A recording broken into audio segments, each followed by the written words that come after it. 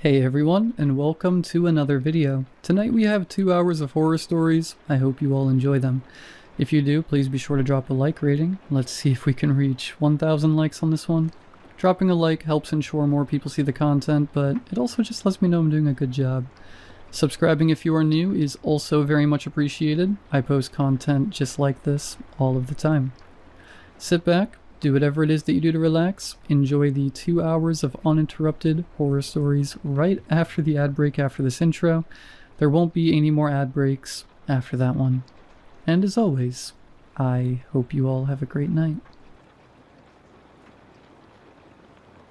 There were 4 children queuing to go down the water slide. "Wait," I said, showing my palm to a little girl with pink goggles. A squeal burst through her lips as she waited for the red light to go green. "Just wait there," I repeated, watching the kid who'd gone before get spat into the pool below. "Okay, sitting up or lying on your back. Don't go head first." The girl skipped forward and sat shaking with excitement in front of the jets that poured water down the lazy coil of the slide, over the yawning mouth of the covered plastic chute. A sign emphasizes that this slide is not by any stretch of the imagination for thrill seekers. "Take it easy on the Zambezi." The light went green, and before I could say anything, the girl scooted herself over the lip, down the slide, and around the bend, the shrill warble of her scream making me wince. "Next," I said, massaging the area around my right ear. A little boy with a streak of dried snot below both nostrils waddled forwards, and on my signal, he gripped the bar, hurled himself into the chute, and flipped onto his belly. "Turn over," I said, but it was too late. I stood up to see him plunge into the pool in a graceless backward sprawl. The lifeguard down on poolside gave me a thumbs up, letting me know he was uninjured, and I let my gaze linger for a moment as she pulled her heel up onto the chair with 2 manicured hands. Turning back around, I lectured the penultimate child in the queue, a pale girl with hair so blonde it was almost white. "Don't do that, okay? Sitting up or lying on your back only. I'm not trying to be a killjoy. I'm trying to keep you safe. That's my job." The girl's eyes never met mine. Instead, she looked into the shadows of the Zambezi, which are made thick and soupy by the color of the plastic, an opaque brown. One day, no doubt in a drab, gray office somewhere, a waterslide designer passed over a host of bright and marvelous colors, only to choose brown. Nothing screams fun like brown, right? "Are you ready?" I asked the pale girl, but her eyes seemed far away, like she was sleepwalking. There was no fidgeting, no giggling, no cheekiness even. She looked duty-bound to go down the slide. With one serene push, she entered the chute, gliding around the bend. I waited for her to pop out at the bottom, using the opportunity to look at the lifeguard again. Her tanned skin, her air of indifference. Something about the new lifeguard was magnetic to me, bewitching. She met my eye, frowned, looked away, glanced up again, curled her lip in disgust. "What?" she mouthed. I was staring at her. "Stop staring. Stop it." Has the girl left the slide yet?" I shouted down, but the lifeguard didn't hear me. I scanned the empty splash zone. Had the girl landed and climbed out while I'd been gawking at my colleague? Surely I hadn't been distracted for that long. I checked the cameras only to see a steady stream of water rushing down along the bottom of the chute. The girl was nowhere to be seen. "Can I go yet?" asked the boy who was last in line.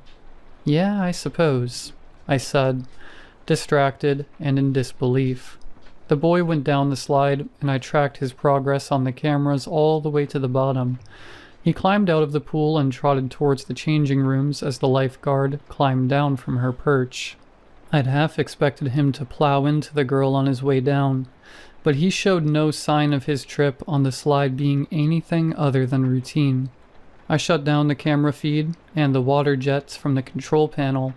I locked the gate behind me and set about hosing plasters and hairballs into gutters by the walkway. With everything squared away, I switched off the lights, but a sound prevented me from heading out to the foyer. A thud from inside the Zambezi. "Hello?" I said, my voice echoing across the tops of folding chairs in the viewing gallery to the back wall some 80 meters distant. All I heard was the steady dripping of a tap, a sound very much in the realm of the ordinary at the swimming pool. That thud, however, was not. I strode along the poolside, taking care not to slip, especially because it was pitch dark. The only illumination came from the fire exit signs above the door. A grim scenario entered my mind where I'd fall, bang my head and slide unconscious into the water beneath the pool cover.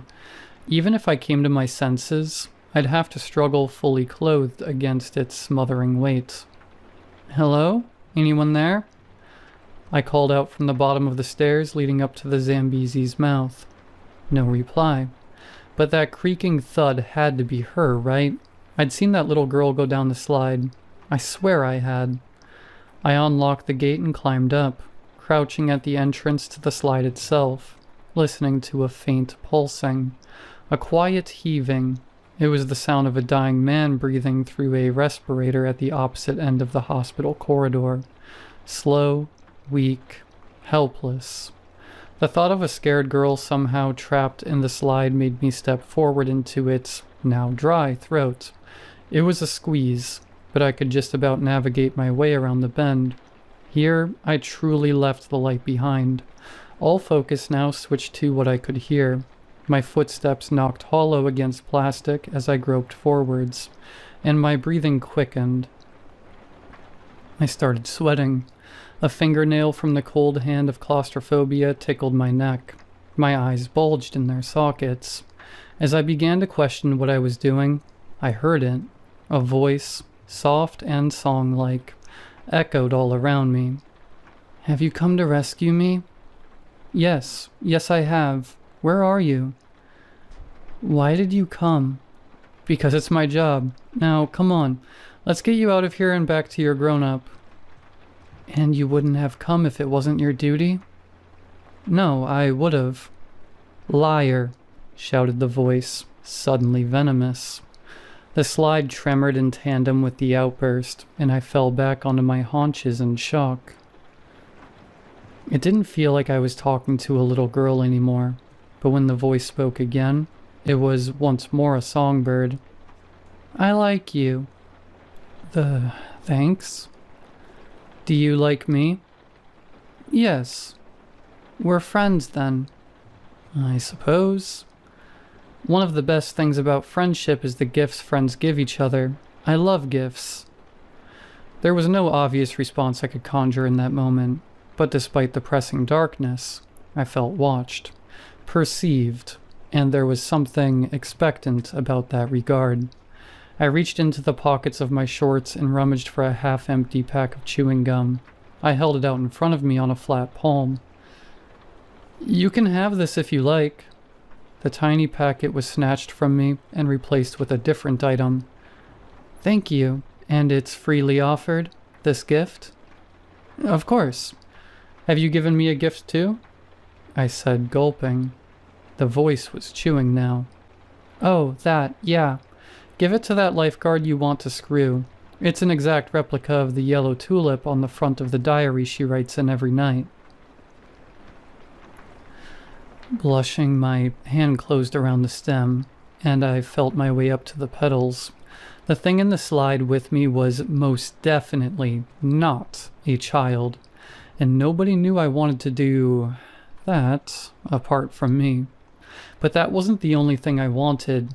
I'm not like other guys. "You don't need to breathe like a hunted thing, friend. She's repulsed by you anyway." "Repulsed?" "Most everyone is. You're a jot above worthless." I thought back to the ugly look the lifeguard had given me when I'd stared at her. Was it true? "What are you?" She doesn't want to screw you. La la la. She doesn't want to screw you, sang the voice. And I don't want to screw her, but you didn't answer my question. Oh, so what do you want to do with her? Nothing so grandiose and treacherous as love her, I hope. I bit my lip. You didn't answer my question, I said after a moment. What do you believe I am, a scared little girl? No, I thought you were, but now... The Zambezi creaked again. The source of the sound was somewhere ahead of me. A rush of warm air wafted against my face, as the breathing I'd heard as I entered the slide returned. It was louder now, closer, hungrier. Do you believe I'm real? The mouth that spoke those words couldn't have been more than an inch from the tip of my nose. Its pitch had deepened, but behind the menace I sensed a vulnerability. It was as though the thing needed my validation to exist. Smelling its hot, putrid breath, and hearing the plastic groan as whatever was in the chute with me moved around, I very much believed it was real, and I almost said so. Almost. No, I came in here to help a little girl I thought was stuck. It seems I was mistaken, but I'm going to keep searching anyway. 30 long seconds went by. A minute, 2. I'll help you, the voice said, and the creaking in the slide advanced towards me. No, I'll be fine. Thanks, I squeaked as the presence barged through and past me and out the top of the slide. The air inside the chute cooled. The charge in the air dissipated. My goosebumps settled. And then I heard a quick buzz followed by a swishing, sloshing sound. I screamed as my feet were swept from under me, and the back of my head crashed against the bottom of the chute. I felt myself sliding around and around and around until the bottom of the Zambezi was no longer flush to my back. I was airborne for a split second, and then I was underwater for an eternity, submerged in the splash zone with my trainers, somehow higher than my head. I fought to right myself, twisting around. I felt the sting of water rushing into my nostrils and realized I was facing the surface, pushing off the pool floor with one foot. I opened my lungs to receive a full breath, but only managed to fill them with chlorinated water as the pool cover battled me back down. Underwater I retched, swallowed more water, and forced my eyes open in search of the side of the pool. If I could get there, I could pull myself out at the edge of the cover. But where was it? Splotches danced across my vision to the tune of a throbbing ring in my ears, growing in volume with every heartbeat. Time was running out. I couldn't see any walls, and was about to pick a direction blindly, before I realized what I could see, the dim outline of tiles beneath my feet. I swiveled in a frantic circle and spotted a tile, half cracked and half chipped, where countless children had planted their feet after the Zambezi ejected them. From here, I knew the wall was somewhere to my right. I darted for it and erupted through that small gap between the pool cover and the walkway, spluttering and dragging in what air I could. Panting and drenched, I hauled myself up and sprinted headlong out of there, not bothering to lock the doors to the center behind me. A rushed, yet wise decision, I think. It will give whatever is in there a chance to leave, if it hasn't already. With shaking hands, I went to dig my car keys out of my pockets and shrieked. Something was in my hand. I'd been unknowingly clutching it ever since the encounter in the slide. The tulip. I snapped the stem, threw it down on the gravel, scraped the sole of my shoe over the petals, and flattened it with the wheels of my car as I drove away.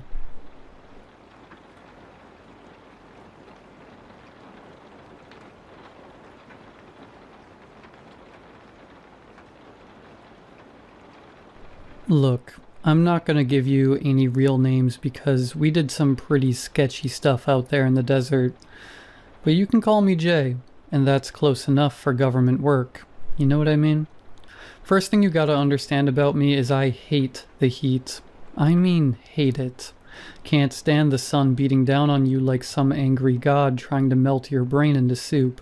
And I'm never, ever going back to the Southwest. Not for all the green chili and hatch. Not for all the silver and the sandias. Not for nothing. See, I still get these nightmares, man. They come when the sun's getting low and turning all orange and nasty. When those clouds light up like cotton candy at some twisted carnival. In these dreams, I'm back out there sweating bullets. And there's these things, dark things, deep underground in the desert. And the heat's like molten lead pouring over everything. I wake up drenched in sweat, even when it's snowing outside my apartment here in Portland. But back in 2005, when I was 19 and thought I was hot crap, dude, I thought nothing bad could ever happen to me. Had that bravado that comes with being young and stupid, you know? Thought I was invincible. Thought the world owed me something just for showing up. I was living in a town in New Mexico. Not gonna say which one. Safer that way. And I was couch surfing, staying with some shady people, and doing whatever odd jobs I could find to keep myself in ramen and weed money. See, I'd been on the outs with my parents since I came out to them the year before. Told them straight up, look, I'm not super picky. Sometimes I like hot dudes. Sometimes I like hot chicks. Real diplomatic like that. My folks, completely flipped out. Started going on about sin and hell and how I was going to burn for eternity. You'd think I had told them I was going to become a serial killer or something. So they kicked me out when I turned 18, and there I was, just being young and dumb in the high desert, hanging with my friends, getting blazed, thinking I had all the time in the world to get my life together. The heat was always there, pressing down on you like a weight, making everything shimmer and dance in the distance. But I figured I'd adapt, you know? Figured I'd grow into it like a lizard or something. I was zonked most of the time anyway, so the heat just felt like part of the haze. Plus, I was 19 and immortal, right? What could go wrong?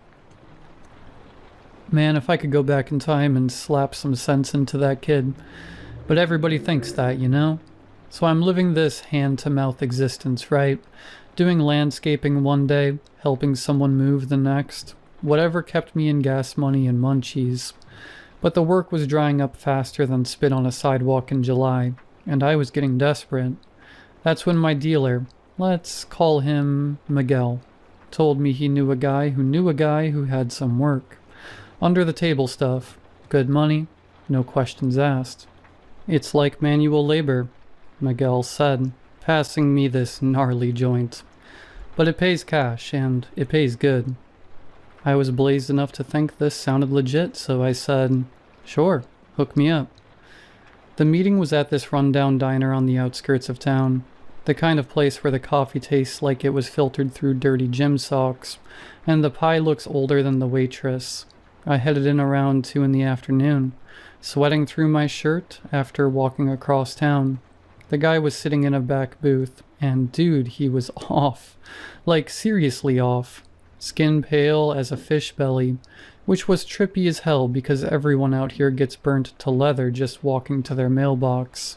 His eyes were this pale blue, so light they were almost white, like looking into winter ice. But his hair was jet black, slicked back with so much pomade, it looked like an oil spill. You must be the young man Miguel recommended.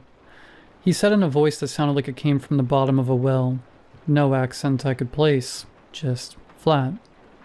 He tells me you work well. Keep your mouth shut, and don't make waves.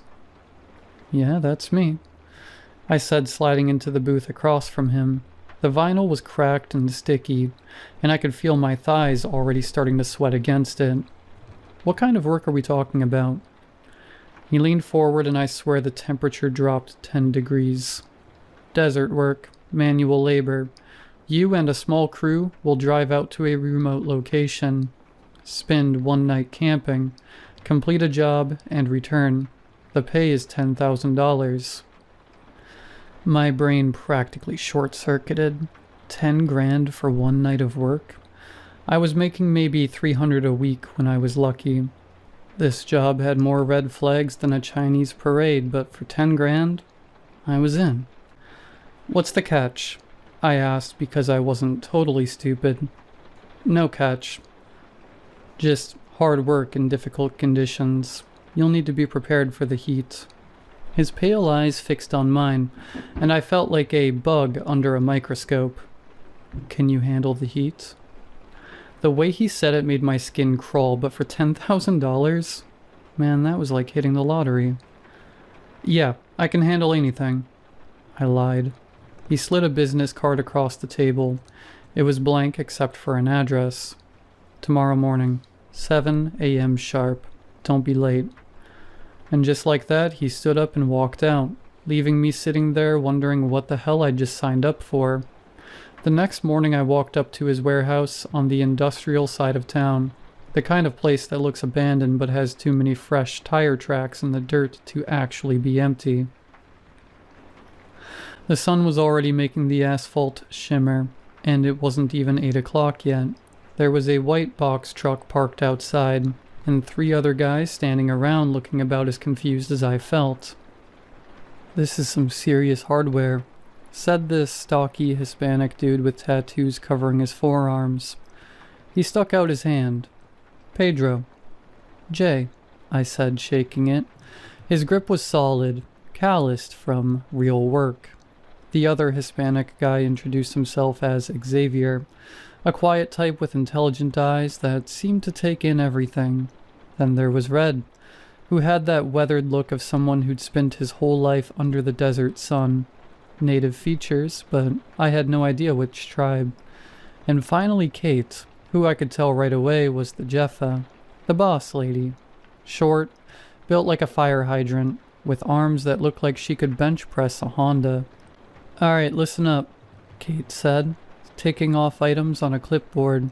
It's a 3-hour drive to the site. We're packing food, water, and camping gear because we're staying overnight. This is serious business, not some weekend camping trip. Anyone who can't handle that needs to walk away now. Nobody walked. Good, now load up. She started directing us to load the equipment into the back. Winch, sledge, coils of rope thick as my wrist, pulleys, camping gear, enough water jugs to fill a swimming pool. We riding in the back of the truck too? I asked. No, in the stretch limo we're renting. Of course in the truck. This isn't a pleasure cruise, she replied curtly. The drive was brutal, man. Kate drove while the rest of us sweated in the back like sardines in a can. No AC, just the tiny hatch from the front propped open. A hot air blowing through like a hairdryer set to hell.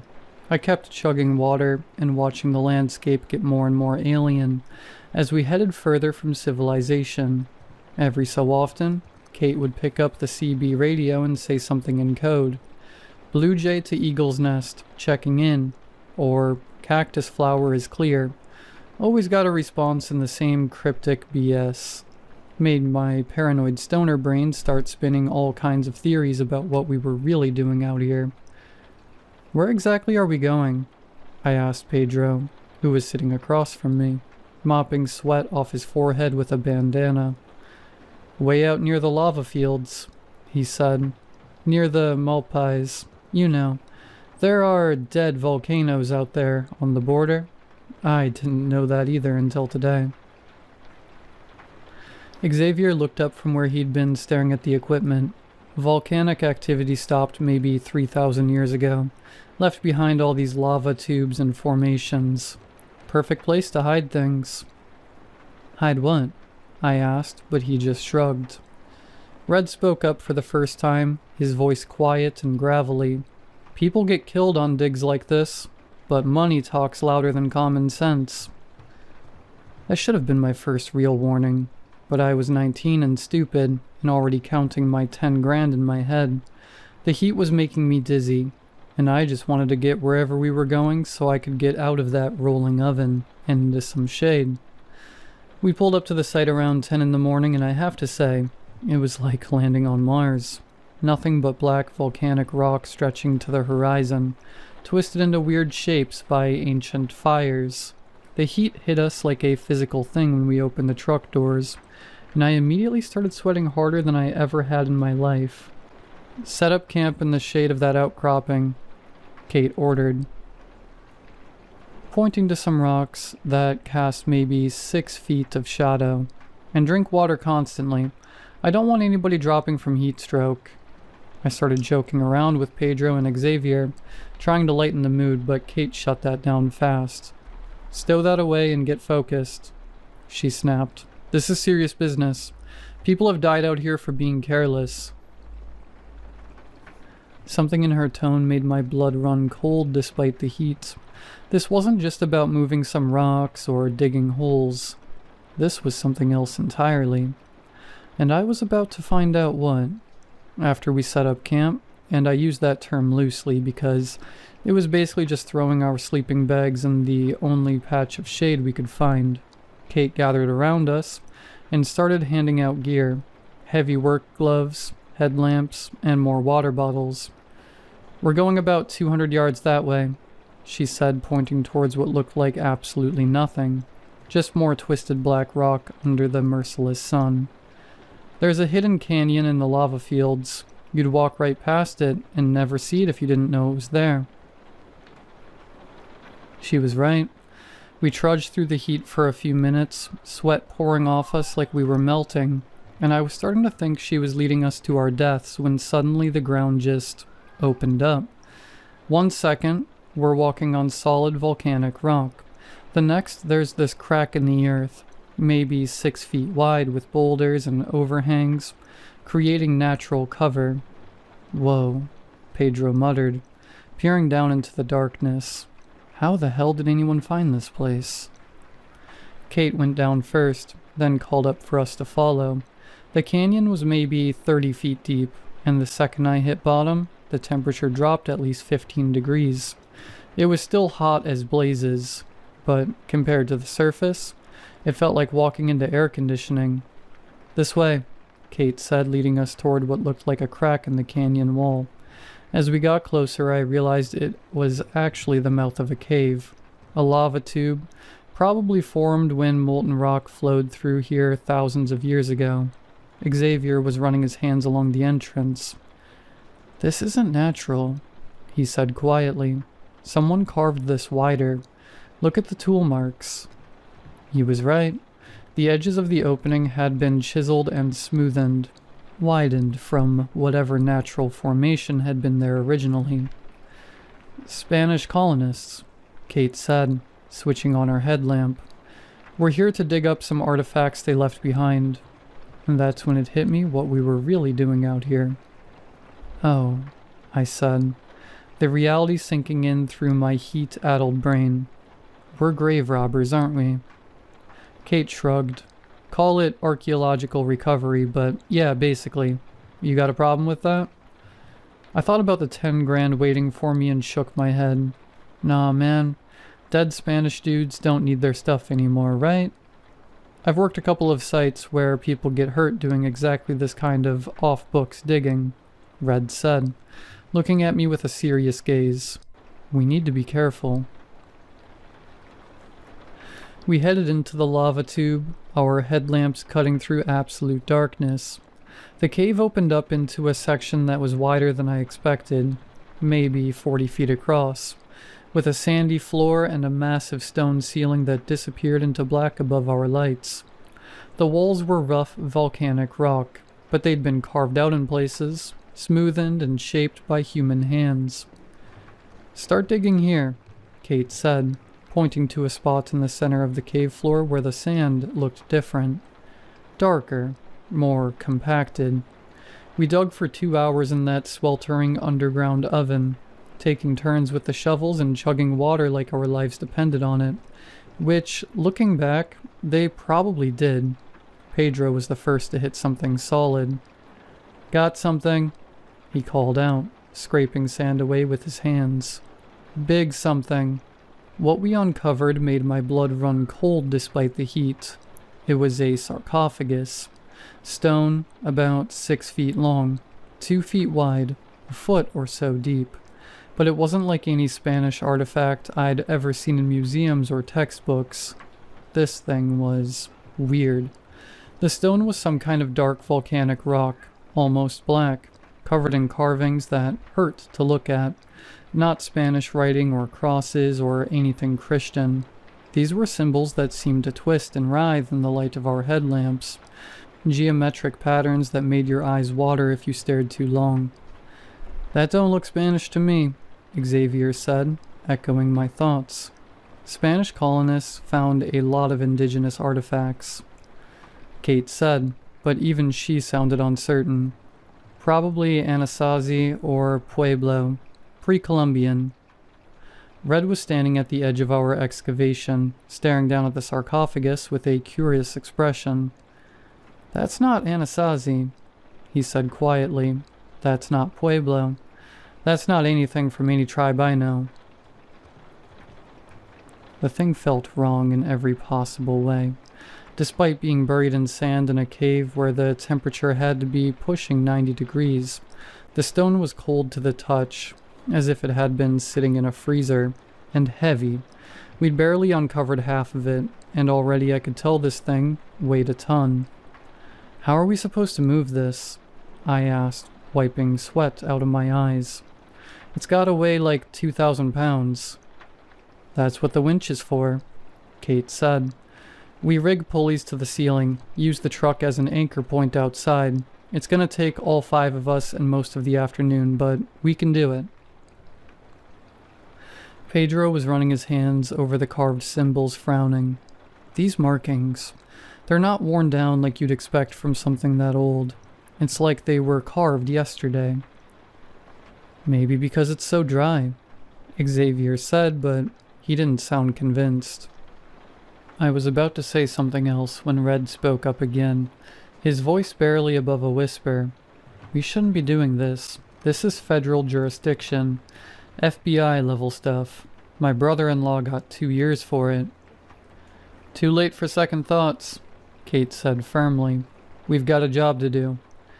But as we rigged the pulleys and prepared for the long haul of dragging that cursed thing out of its resting place, I couldn't shake the feeling that Red was right. The sarcophagus seemed to radiate a strange sense of dread, like it was sucking the life out of the air around it. And the symbols? God, those symbols. Even now, 20 years later, I can still see them when I close my eyes. They seem to move in my peripheral vision, shifting and changing when I wasn't looking directly at them. We should have listened to Red. We should have filled that hole back in and walked away. But we didn't. And what happened next? Well, that's when things really went to hell. It took us until sunset to get that cursed thing out of the cave and drag it to our campsite. Even with the truck and the winch, even with the pulleys and the sledge, even with all 5 of us working in shifts. It was absolutely brutal work. The sarcophagus fought us every inch of the way, like it wanted to stay buried. The ropes kept slipping, the pulleys jammed, and twice we had to re-rig the whole system when anchor points failed. By the time we had it pulled to the camp and covered with a heavy canvas tarp, we were all dead on our feet.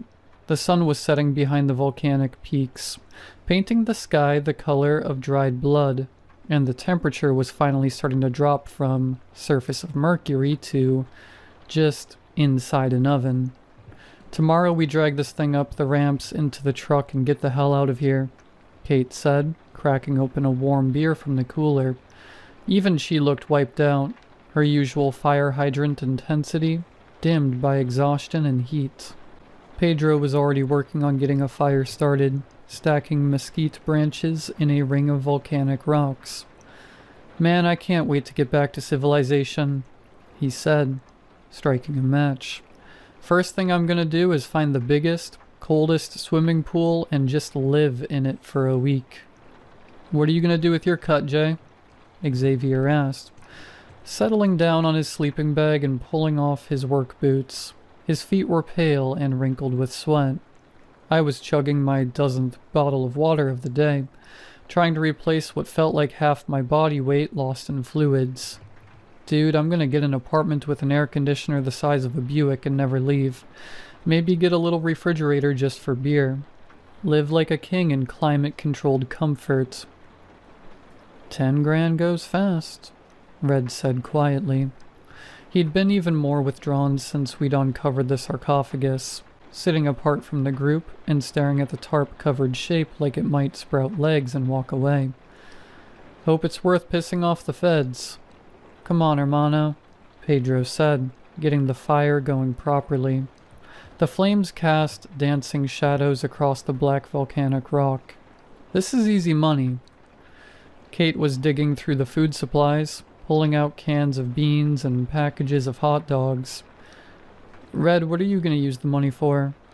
I'm behind on my truck payments and need it to keep working, he said. Plus my kids' meds. But he didn't continue, just sat there watching the fire. You know what I'm going to do? Xavier said, accepting a beer from Kate. I'm going to take my girl Maria to Vegas. Get a nice hotel room with a view. Eat at those fancy buffets. And maybe try my luck at the tables. She's been wanting to go forever. Vegas in summer? Pedro laughed, stabbing hot dogs with a stick to roast them over the fire. That's like trading one oven for another. Yeah, but Vegas has casinos with AC you could hang meat in, and pools, and room service. Xavier grinned. Besides, Maria looks good in a bikini. Even Kate cracked a smile at that. The mood was lighter as the sun went down and the oppressive heat finally started to ease up. The beans were bubbling in a pot over the fire, mixing with the smell of roasting hot dogs and mesquite smoke. After the brutal day we'd had, it felt almost normal. Like we were just a bunch of friends camping in the desert instead of grave robbers who just dug up something that made my skin crawl. What about you, Jeffa? I asked Kate. What's the boss lady gonna do with her cut? She was quiet for a moment, stirring the beans with a long-handled spoon. Pay off some debts, maybe take a real vacation somewhere with trees and actual grass. Haven't seen green in so long I'm starting to forget what it looks like. Where'd you grow up? Pedro asked, handing around the roasted hot dogs. Michigan, near the lakes. Used to swim in water so clear and cold, it'd shock your system. She got a distant look in her eyes. Sometimes I dream about giving in to that water, feeling it close over my head, washing all this desert dust away. So why'd you come out here to Hell's front porch? I asked, biting into my hot dog. Even camp food tasted good when you were this tired and hungry. Same reason we all did, probably. Running from something, looking for something else. Desert's a good place to disappear if you need to, she said. Red joined the conversation, accepting a plate of beans and hot dogs. I need this money. Things are tight. I have a family. They're all waiting. Waiting for what? Xavier asked. Waiting for me to get it together. He chuckled, the first bit of warmth I'd heard in his voice. The food was warm, the fire was crackling, and the temperature had dropped to something almost comfortable. The stars were coming out in the clear desert sky, more stars than you ever see in town, stretching from horizon to horizon. You know what? Kate said, leaning back against her pack and looking more relaxed than I'd seen her all day. Maybe Red's right to be cautious, but we did good work today. That thing's been sitting down there for who knows how long, and we got it out clean. No cave-ins, no injuries, no major problems. Tomorrow we load it up and drive back to civilization, and we all walk away 10 grand richer. I'll drink to that, Pedro said, raising his beer. We all clinked bottles and cans, even Red, though he still kept glancing at the tarp. The fire popped and crackled, sending sparks up into the desert night, and for a while there, it felt like maybe everything was going to be okay. Maybe we'd actually pulled this off. Maybe Red was just being paranoid. Maybe those symbols on the sarcophagus were just some old indigenous art that meant nothing more than, here lies so-and-so, may he rest in peace. Man, we were so wrong it wasn't even funny. I woke up around 3 in the morning, and the first thing I noticed was the smell. Not a normal desert smell like smoke or dust or mesquite. This was different, unnatural, like chemicals mixed with vomit. The second thing I noticed was the light. There was this glow coming from under the tarp covering the sarcophagus. Not bright, just a dim pulse like a dying flashlight. But the color, man, I can't even describe it properly. It wasn't red or blue or green or any color that has a name. It was the color of fever dreams and bad acid trips. The color of things that shouldn't exist. I sat up in my sleeping bag, rubbing my eyes, thinking maybe I was still dreaming. But it was real. The smell sharp enough to make me wince. The fire had died down to glowing embers, and everyone else was still asleep around the camp. Everyone except Pedro.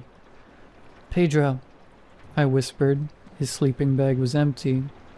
That's when I heard it, a grinding sound like stone scraping against stone, coming from under the tarp. Slow, deliberate, like something heavy being moved by something that didn't care about making noise. The glow under the tarp pulsed brighter, but the grinding got louder. I should have woken the others, should have grabbed Kate and shaken her awake, should have started yelling. Instead, I just sat there like an idiot, watching that impossible light seep through the canvas. Then the grinding stopped. The quiet that followed was worse than the noise. It was the kind of silence that presses against your eardrums, thick and heavy and full of waiting. Something moved in the darkness beyond our camp. Something big. "Pedro?" I called out louder this time. My voice cracked like I was 12 years old again. A scream answered me from somewhere out in the lava fields. High, terrified, and human. It started as Pedro's voice.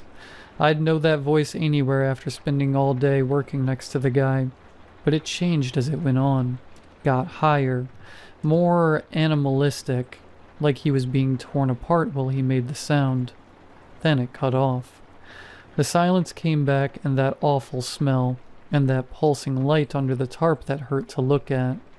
What the hell? Kate was sitting up now, reaching for the flashlight beside her sleeping bag.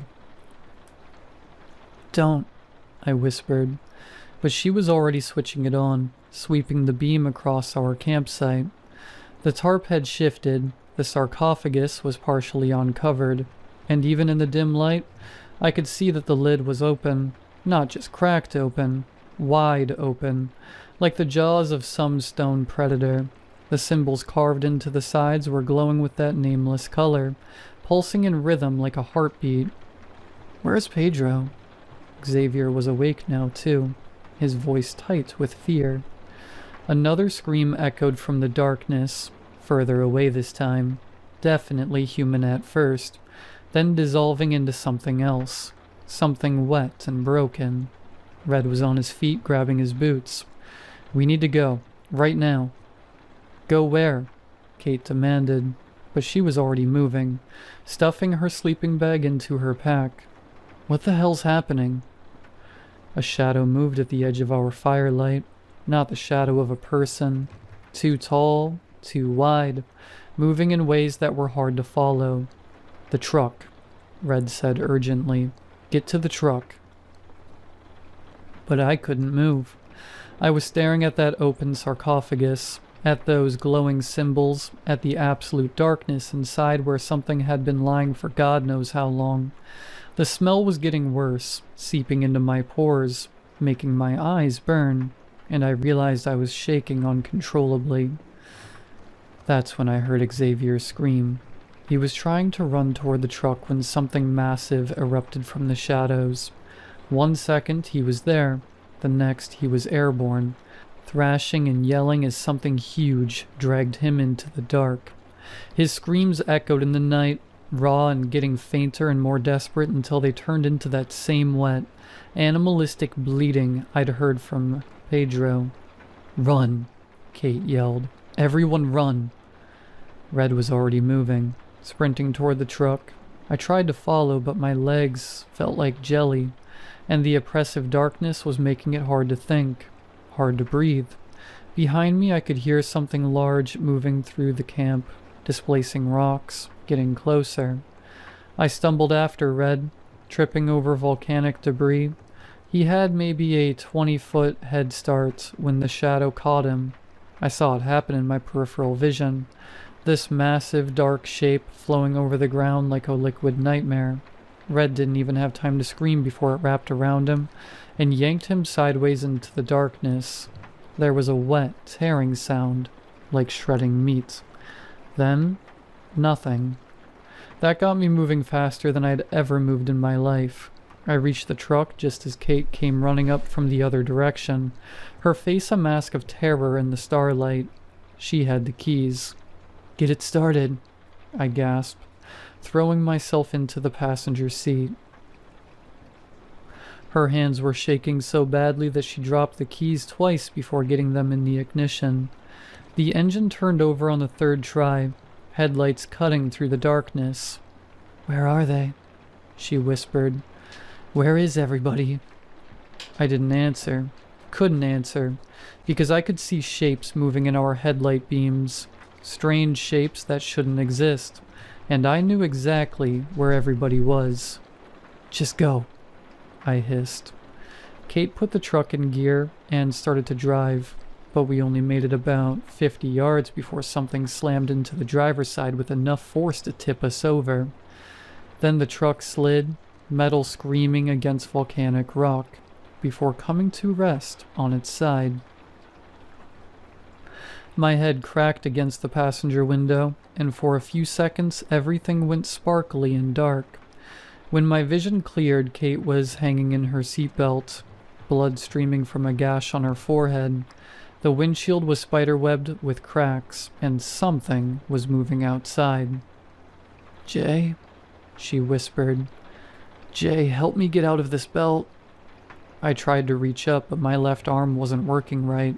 Probably broken. Through the cracked windshield, I could see massive shadows circling the truck, patient and deliberate. That's when the driver's side window exploded inward. Something dark and impossibly strong reached in from above through the broken glass and grabbed Kate by the shoulders. Her seatbelt snapped like tissue paper, and she started screaming as whatever had her began dragging her through the window frame, folding her like a lawn chair. "Jay," she screamed, her voice appearing in the truck's lights for just a second. Blood covered her features like a crimson mask, her eyes wide with absolute terror. "Help!" Then something jerked her back into the darkness, and the screaming started in earnest, high and desperate at first, then dissolving into those same inhuman sounds of abject terror and pain I'd heard from the others. The sounds of being torn apart by something that took its time. I lay there in the overturned truck, listening to Kate die, too broken and terrified to move. The headlights were still on, pointed at crazy angles, illuminating patches of volcanic rock and shadow, and in those shadows, something moved. Something big, something hungry, something that had been waiting in the dark for thousands of years. The screaming stopped. Everything went quiet except for the tick of cooling metal and my own panicked breathing. I waited there for what felt like hours, sure that any second something was going to reach through the broken windows and drag me out to join the others. But nothing happened. The shadows moved and shifted, but they kept their distance from the truck. Maybe it had had enough for one night, or maybe it was just savoring the fear, letting me marinate in terror before the final course. I don't know why it didn't take me, but as the hours passed and the sky started to lighten, the shadows began to fade. By the time the sun came up, painting the desert in shades of gold and red that reminded me too much of that impossible light under the tarp, I was alone, completely, utterly alone. It took what felt like forever to crawl out of the truck. My left arm was definitely broken, and I was pretty sure I had a concussion, but I could walk. Sort of. I grabbed a half-empty bottle of water and stood up. I must have been in shock when I started walking towards the road, leaving behind the overturned truck, the empty campsite, and that cursed sarcophagus with its lid hanging open like a stone mouth that had finally finished feeding. I walked for 2 hours in the desert heat before a state trooper found me, half dead from dehydration and babbling about monsters in the dark. They took me to the hospital, and for the better part of a day, a pair of grim-faced detectives asked me the same questions over and over, making it clear they thought I was either high, crazy, or a murderer. I told them we'd had an accident, vehicle rollover. The others had wandered off in the dark looking for help and never came back. Search and rescue found the truck but never found any bodies. They never found the box either. Or at least they didn't say. Then, just as they were getting ready to haul me to a county jail cell, he showed up. The pale man from the diner. He walked into my hospital room wearing a crisp black suit in defiance of the desert heat. He didn't say a word to me, instead pulling the lead detective into the hallway. I saw him quietly show the detective some kind of identification in a leather wallet. The cop, who had been ready to charge me with 4 homicides, just went pale himself and nodded. A minute later, the detective came back in, told me I was free to go, and that my story of a tragic camping accident had been corroborated. He couldn't get out of the room fast enough. The pale man stepped in as the cops left, his icy blue eyes fixing on me. He tossed a roll of cash on the bed. "500 for your time," he said, voice like gravel scraped from the bottom of a well. "The job wasn't completed." "Completed?" I croaked, trying to sit up. "They're dead. They're all dead. What the hell was in that box?" He didn't blink. Risk was part of the deal. "You thought 10 grand was for a camping trip?" My mouth was dry, throat raw. "What was it? Who are you? What is this?" His expression darkened. Too many questions. He took a step toward the door. "I've got a mess to clean up," he said, quieter now, almost to himself. "And you don't want any of it landing on you." I stared at him. I was broken, confused, terrified. He paused, hand on the knob, and for the briefest second something like pity flickered across his face. "Take the money. Leave town. Don't look back. Find somewhere to go, kid. Don't think too much." Then he was gone, leaving nothing but the antiseptic stink of the hospital and the weight of everything he didn't say. I used the money to buy a Greyhound ticket to Portland, as far from the desert as I could afford to get. I never got my 10 grand, but I got something else. The knowledge that there are things in the dark places of this world that make death look like a mercy. And sometimes when the sun is setting low and orange, and those clouds are lit up like cotton candy, I still have the dreams. Dreams about symbols that glow with colors that don't exist, about blood-covered faces in the dark, and about the sounds people made when something ancient and hungry takes them. Survivor's guilt. I never went back to New Mexico. Never will. It's a hard lesson to learn, but some jobs just don't pay enough, no matter what the money looks like up front. And some things should definitely stay buried.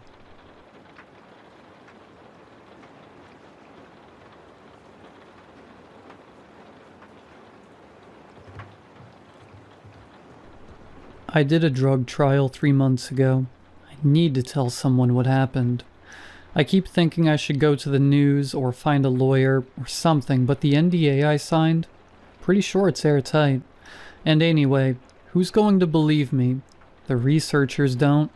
Every time I call, I get the same line. All test subjects recovered normally within 72 hours of the neutralizing agent. But I know what I know. 6 years of pain. Ever since I blew out both knees playing college ball.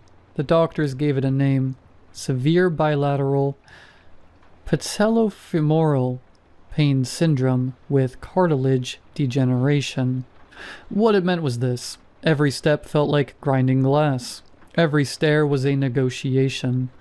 Some nights I'd end up on the kitchen floor, heating pads on both knees. just rocking, crying, not even trying to stop.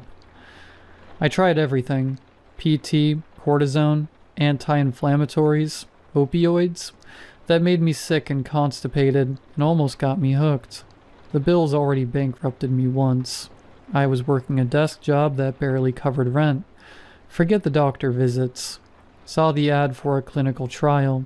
$2,500 for a month-long study of some revolutionary, long-acting analgesic. I called that same day. Neurovantage was in one of those glass buildings downtown, the kind with valet parking and fake plants that probably cost more than my rent. Waiting room had leather chairs, abstract art, magazines that weren't ancient. Dr. Sarah Chen looked mid-40s, maybe, graying hair, sharp eyes. She talked like someone who didn't need you to trust her, because you already did.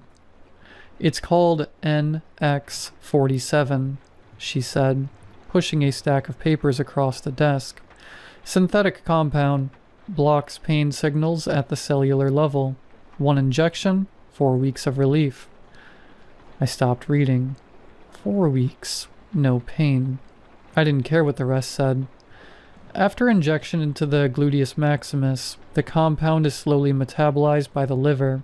Most subjects report complete pain relief within 6 hours, and no adverse effects. Most subjects. I should have asked about the others. The shot was nothing. Nurse took me to a room, had me lie face down, gave me the injection. Felt like any other needle. Quick, forgettable. Dr. Chen told me to keep a daily journal documenting any effects, positive or negative, and to call immediately if I experienced anything concerning. I drove home expecting nothing to happen for hours, but somewhere on the freeway, I realized I'd been unconsciously shifting my weight in my driver's seat, trying to find a comfortable position for my knees. Then I noticed I wasn't doing it anymore. By the time I parked in my driveway, the constant, low-level ache that had been my companion for 6 years was gone. That night, 8 hours straight, first time since college. Next morning, I started the journal. Day 1, October 15th. Woke up at 7:30, no alarm, slept straight through, 8 hours. I haven't done that in years. Usually I'm up 3-4 times a night. Every time I roll over, the knees flare up. Getting out of bed felt weird. I kept bracing for it, that grinding glass feeling, but it didn't come. I walked to the kitchen, just walked. No limping, no favoring one side, no grabbing the wall. Made coffee, stood there drinking it, just stood there. I didn't realize how much I'd been shifting, leaning, adjusting until I wasn't. Tried walking around the block, made it halfway. My knees didn't hurt, but my legs felt weak, like I'd been in bed for months. I guess I've been guarding my knees so long the rest of me forgot how to move. Weird thing at lunch though. I bit my tongue. Not that hard, just one of those accidental bites. But it barely registered. No wince, no sharp jolt, just distant. Maybe I'm so focused on the pain being gone that everything else feels muted. Dr. Chen called tonight, asked how I was doing. I told her everything was perfect. She sounded pleased, said to keep documenting everything. Even positive changes can be significant data points. I didn't ask what kind of changes she meant.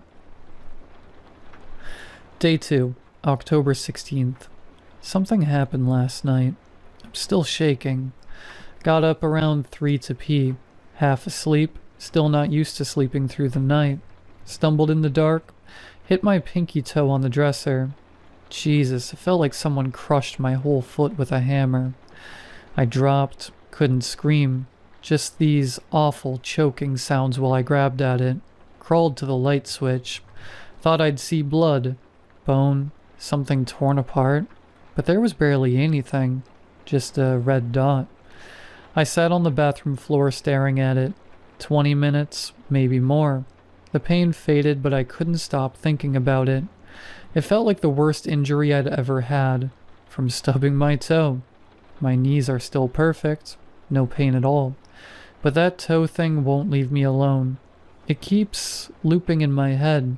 Something's happening. I know it.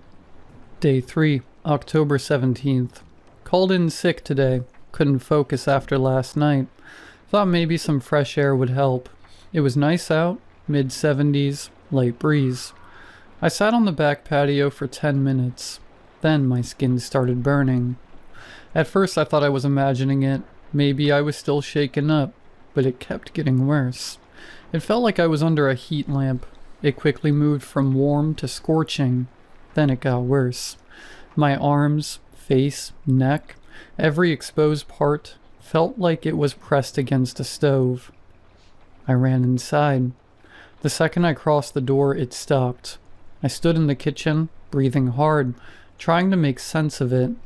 Then I realized. The sun. Normal sunlight felt like torture. I called NeuroVantage around 3, got bounced around until someone picked up. Said she was Dr. Chen's assistant. I told her what happened. Long pause. Have you experienced any other unusual sensations? Her voice was flat, careful, like she was reading something. I told her about the toe. Another pause. Mr. Patterson, these sound like normal adjustment responses.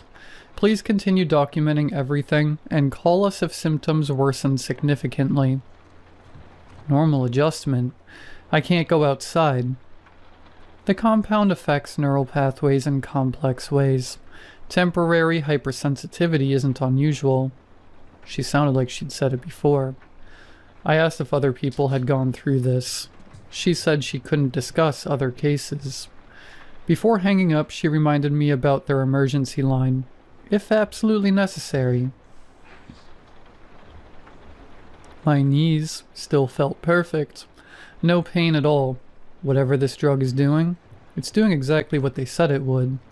But everything else feels off. Day 4, October 18th. I'm writing this at 2:47 a.m. because I can't sleep and I need to get this down while it's still fresh. Temperature dropped tonight. Must have hit the low 50s because the heater kicked on around midnight.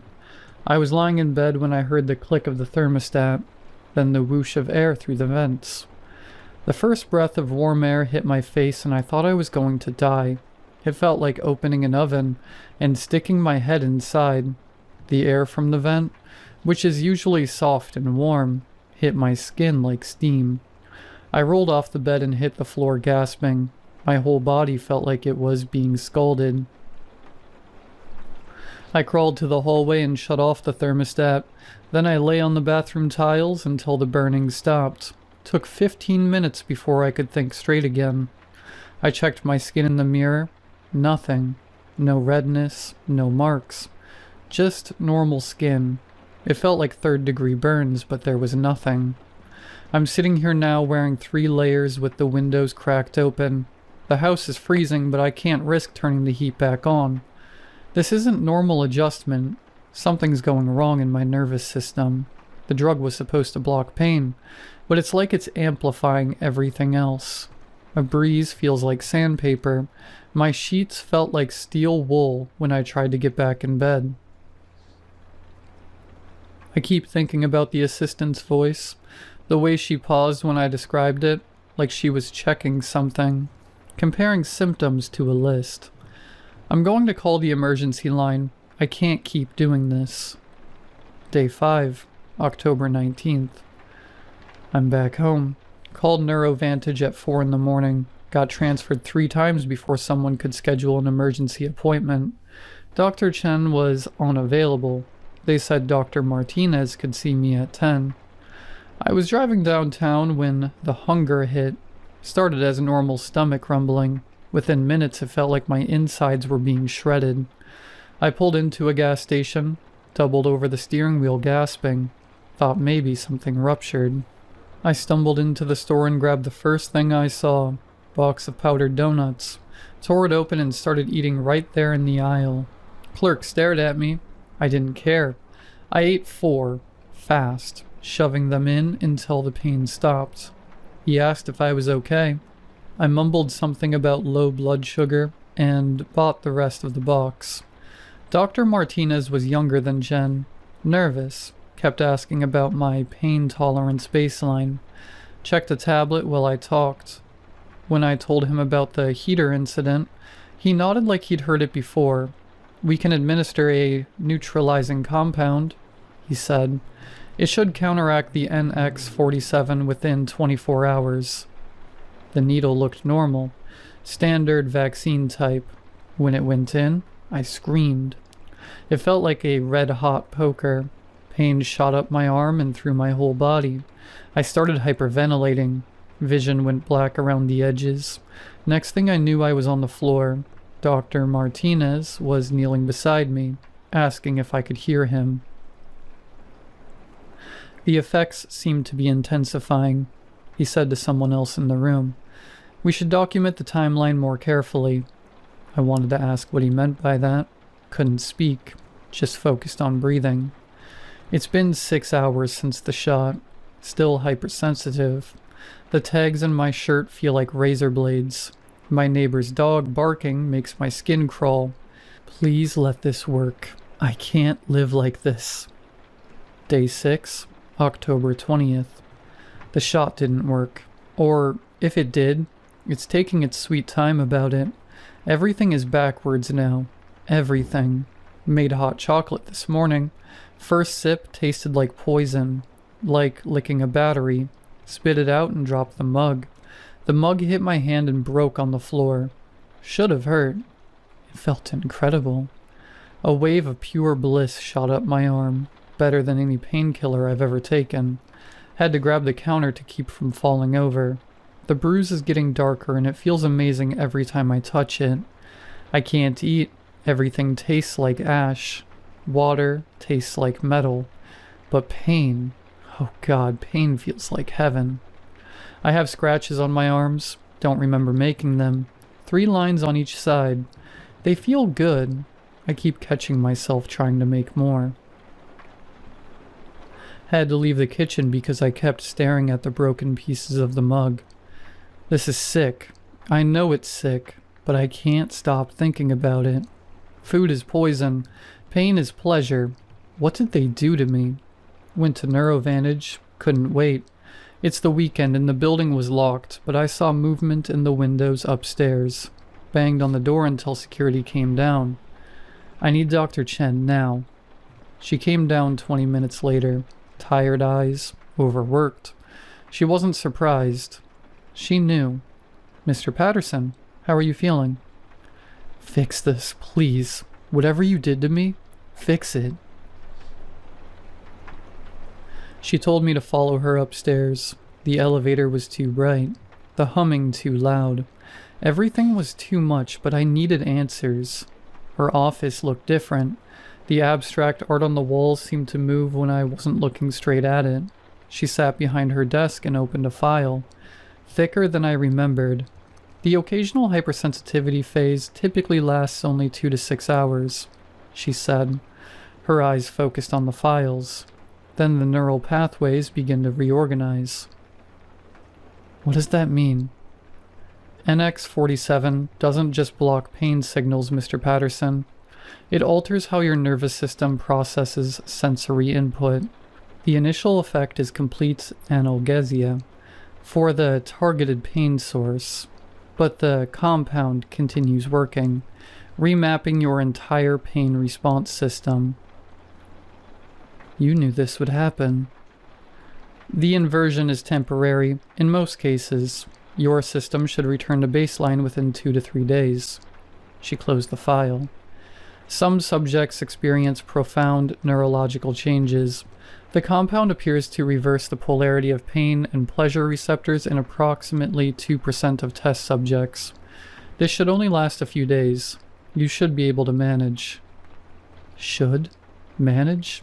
I can't eat food. I can't go outside. I can't touch anything without wanting to scream or hurt myself. The cravings for self-harm are concerning, but they typically diminish as the neutralizing compound works through the system. You're talking about me like I'm a lab rat. She looked up. Mr. Patterson, you signed a comprehensive consent form acknowledging the experimental nature of NX-47. All potential side effects were disclosed. Potential side effects? You buried this in 40 pages of medical jargon. The compensation was commensurate with the risk level. I wanted to hit something. The urge was so strong I had to grip the arms of the chair. How many people have you done this to? NX-47 has shown remarkable success in eliminating chronic pain conditions. The preliminary trials have been very promising. How many, Dr. Chen? Patient confidentiality prevents me from discussing specific numbers. But there are others. Yes, there are others. What if I report this? What if I go to the FDA? Mr. Patterson, you voluntarily enrolled in an FDA-approved clinical trial. All procedures were conducted according to federal guidelines. Your signature is on every consent document. But you didn't tell me this would happen. We informed you that NX-47 was an experimental compound with unknown long-term effects. The neurological remapping was listed as a possible outcome in Section 12 of the consent documentation. I tried to remember Section 12, tried to remember reading any of it carefully, but I'd been desperate. All I saw was the promise of 4 weeks without knee pain. She stood up. Mr. Patterson, I understand you are distressed, but the compound has accomplished exactly what you hoped it would. Your chronic pain is gone. The side effects are manageable with proper support. The neutralizing agent will completely stop the side effects within the next few days. And unfortunately, the pain will return as well. I was escorted out, dejected, tired. Day 8, October 22nd. Something's happening to my perception. Colors look more intense, but also distorted. The red numbers on my alarm clock look like they're bleeding. The green light on the coffee maker pulses like a heartbeat. Sounds are unbearable. My neighbor's leaf blower sounds like a hurricane. The refrigerator hum makes my teeth ache. The mirror is the worst part. I look the same, but something's off. Like I'm seeing myself from a slight angle. Even when I'm standing straight. My eyes look darker, tired, different. I called Neurovantage to ask about visual disturbances. Same assistant answered, put me on hold for 5 minutes, came back and said, perceptual changes are within normal parameters for NX-47 subjects. Normal parameters. Everything is normal parameters with them. The scratches and bruises are healing. I miss them. I miss how they felt.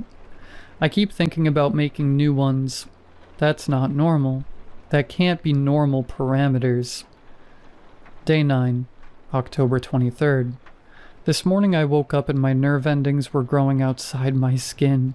I could see them, hair-thin silver wires coming out of every inch of me, spreading across the sheets like spider webs. They pulsed with each heartbeat. I could watch signals traveling through them, little flashes of light moving along the strands. The wires were connecting to everything. The lamp, the alarm clock, the heating vent. Every time something made noise or changed temperature, I felt it through the wires.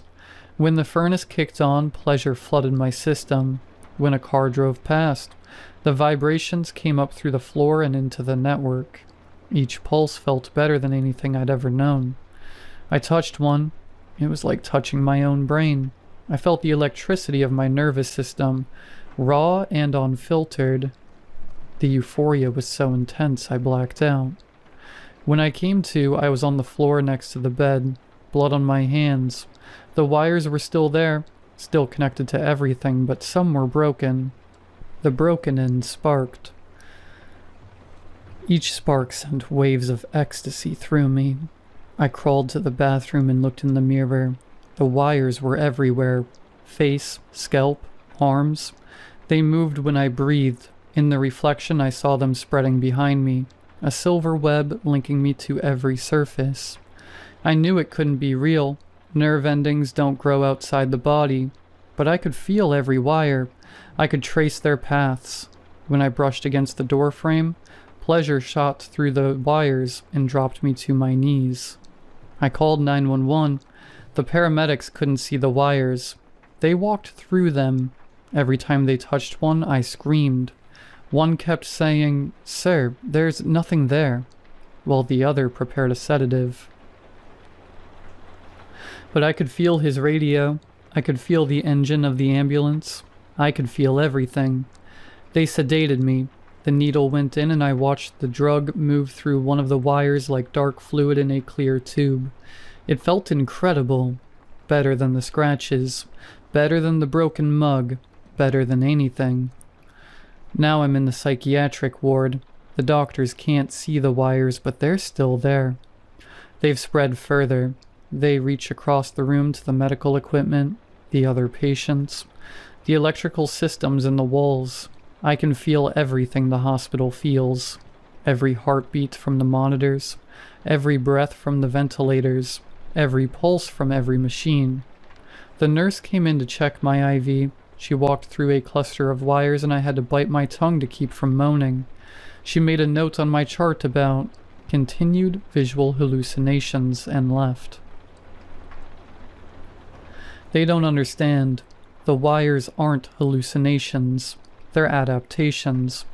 My nervous system is evolving.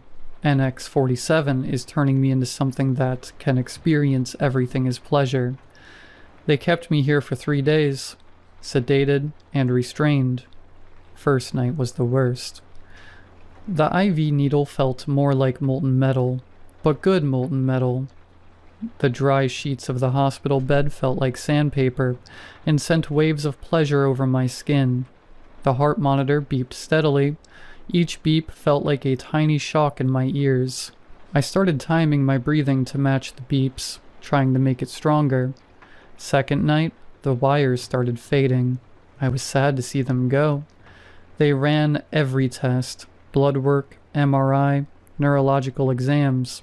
Dr. Rodriguez kept asking about drug use like I was some junkie. All the tests came back normal. Perfect. My knee cartilage looked better than it had in years. Sometimes the mind can play tricks when we're under stress, he said. Dr. Chen visited on the second day. She brought a man in a suit. Said Neurovantage would cover all hospital costs as a courtesy. Didn't mention the $2,500 from the study. I didn't ask. Money feels pointless when you can't tell if you're losing your mind. By the third day, things started changing back. The IV needle just felt like a needle. Food tasted like food again, and the pain came back. Slow at first, then stronger. My knees felt like they're grinding again. I should be relieved. Instead, I feel like I lost something, like waking up from the best dream I've ever had. They discharged me this afternoon. Bottle of ibuprofen, pamphlet about stress management. Dr. Rodriguez shook my hand and wished me luck with my adjustment period. Got home and found 3 lawyers sitting in my driveway. Black sedan, tinted windows, waiting by the front door. One was the same suit from the hospital. He had a briefcase full of papers. "Mr. Patterson, we need to discuss your recent medical expenses." The hospital bill was $47,000. They said they'd pay it all, but only if I signed their agreement. Liability waiver, non-disclosure, nothing unusual. I started reading the fine print. My hands were shaking from rage. The papers said I'd never talk about what happened, never seek medical care related to the trial, never contact other test subjects. If I broke any of it, I'd owe them the full hospital cost plus damages. What if I don't sign? The lawyer smiled. Then you're responsible for your own medical expenses and their consequences. $47,000. I don't have $47,000. I signed. My knees are still killing me tonight. Back to the old pain like the last few days never happened. I should be grateful. That was 2 months ago. But I keep thinking about the silver wires. The way they pulsed, the way they connected me to everything. What if I wasn't hallucinating? What if they know I wasn't? What if I could reach out and feel them again? I'm calling NeuroVantage tomorrow.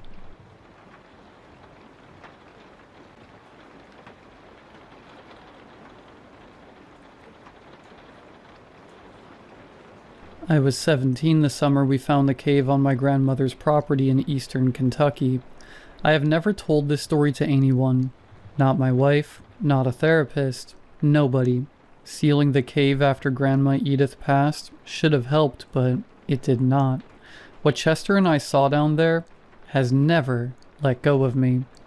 I was what you'd call the nerdy kid back then. Thick glasses, skinny as a rail, the type who spent lunch periods in the library. Every summer, my parents shipped me off to Grandma Edith's farmhouse in the foothills of the Appalachians, figuring the mountain air would be good for me. The house was everything a city kid like me thought was cool about the country. High ceilings, creaky wooden floors, wraparound porches, and dense forest in every direction. The nearest neighbor was Chester's family, and their place was nearly a mile down the dirt road. Past that, nothing but trees and hollers until you reached the county highway. Chester was a year younger than me, and he was everything I wasn't. He could fix engines, hunt, fish, and navigate the woods like he'd been born to it. Where I was pale and awkward, Chester was sun-darkened and confident. Where I worried about everything, Chester just did things. We'd become friends the summer before, mostly because we were the only kids for miles, and boredom breaks down barriers. He taught me to shoot his BB gun and which berries were safe to eat. I helped him with his summer reading and showed him how to use family's ancient computer. "John, you worry too much," he'd say when I hesitated at creek crossings or complained about spider webs. "It's just the woods. Ain't nothing out here gonna hurt you." I wanted to believe him. Chester made the forest feel like his backyard, and his confidence was infectious. Around him, I felt braver than I actually was. That summer, we were both restless in the way teenagers get when the days are long and the possibilities seem endless. We'd already built a rope swing over the creek, explored every deer trail, even tried to build a treehouse that collapsed before we got the roof on. We needed something new, something bigger. We just had no idea what we were about to find. We found it in the third week of July, during a brutal heat wave that made the air shimmer and even drove the birds into shade. Chester and I were wandering the property, desperate for something to break the monotony. "Man, there's got to be something we ain't explored yet," Chester said, wiping sweat from his forehead. We were on the ridge of the back of Grandma's land, where the trees were thick and the underbrush hadn't been touched in decades. "Maybe the creek again," I suggested, though we'd been there twice already that week. "Nah, that's boring. We need something new." Chester stopped and pointed. "What's that?" I squinted. Through the foliage, I saw a darker shadow, something that didn't fit the natural pattern of trunks and branches. I squinted where he was pointing. Through the dense foliage, I could make out what looked like a darker shadow among the trees, something that didn't quite fit the natural pattern of trunks and branches. We shoved through brush, scratched by thorns and wrapped in spider webs.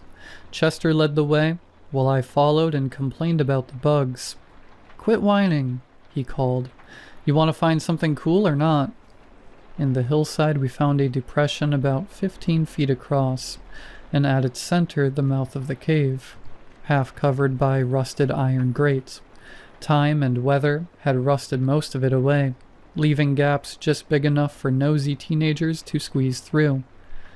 "Holy crap," Chester breathed, the first time I'd ever heard him sound impressed. "John, look at this." I crept closer. The opening vanished into blackness, a cool breeze drifting out with the smell of damp earth and something I couldn't place. "Think it's an old mine?" I asked. Chester shook his head. "Nah, wrong kind of rock. Limestone country. It's a cave. A real cave. He was already kneeling at the gap, peering into the dark. We should tell my grandmother, I said. She'd just tell us to stay away. He grinned, the kind of grin that meant trouble. Come on, just a quick look. We don't have lights.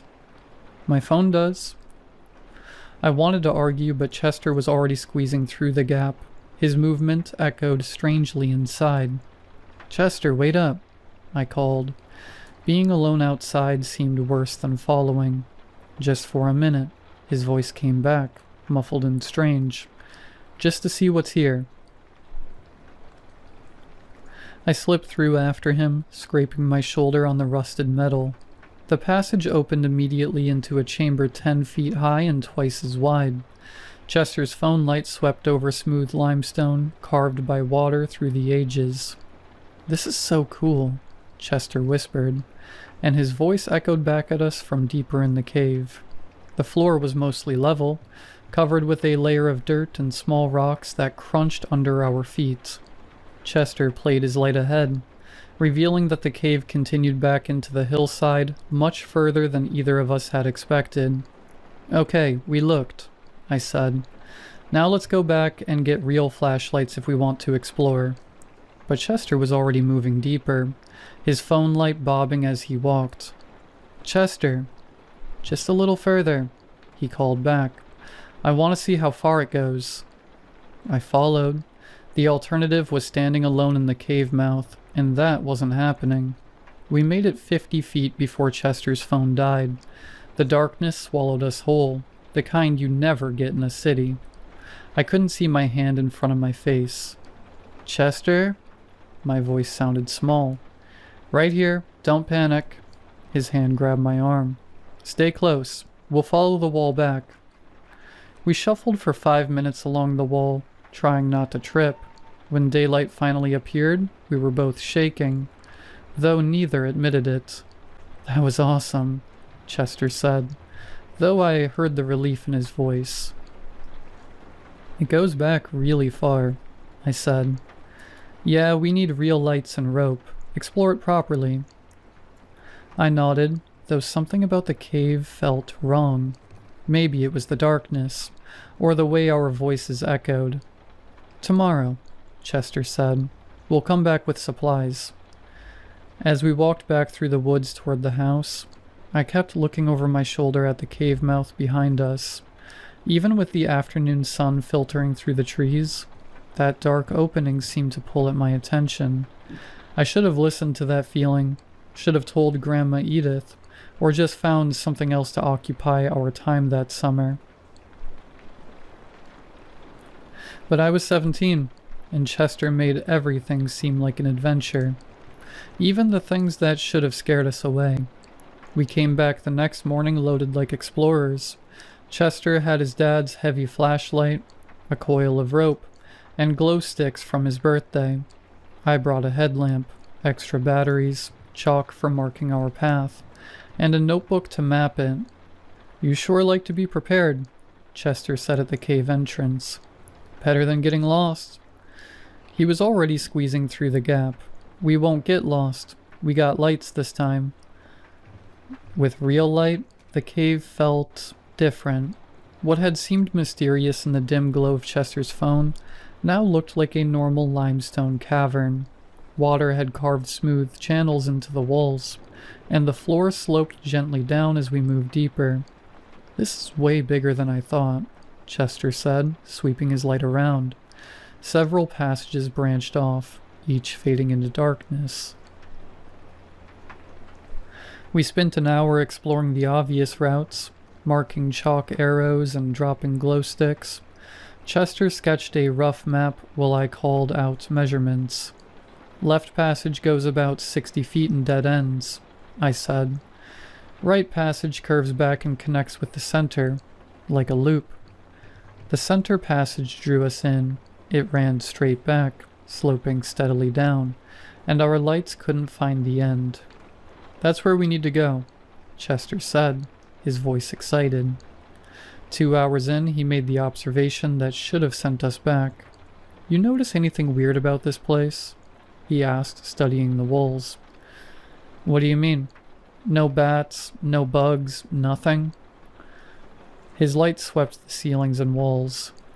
Every cave should have bats at least.